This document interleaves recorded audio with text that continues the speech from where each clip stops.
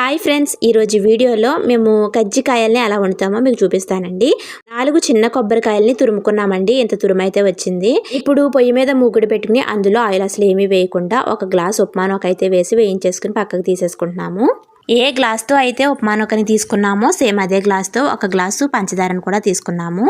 ఇప్పుడు కొంచెం నూనెను వేసుకుని అందులో కొబ్బరి తురుమును కూడా వేసేసి మంచి రెడ్ కలర్లోకి వచ్చేంత వరకు వేయించుకుని పక్కకు తీసుకోవాలి.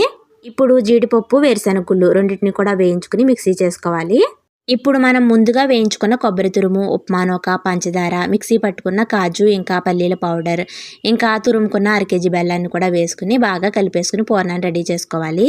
ఇంకొక వైపు మైదా పిండిని కూడా అప్పడాల కోసం కలిపేసి పక్కన పెట్టుకుని ఇదిగోండి ఇలా చిన్న చిన్న అప్పడాల్లా చేసేసుకోవాలి. ఇప్పుడు కజ్జికాయల బల్లని శుభ్రంగా వాటర్తో తుడిచేసి పైన అప్పడం వేసేసి మధ్యలో పూర్ణాన్ని కూడా పెట్టేసి గట్టిగా ప్రెస్ చేసామనుకోండి కజ్జికాయ ఇలా రెడీ అవుతుంది. ఇక డీప్ ఫ్రై చేసేసుకున్నాం అనుకోండి కజ్జికాయలు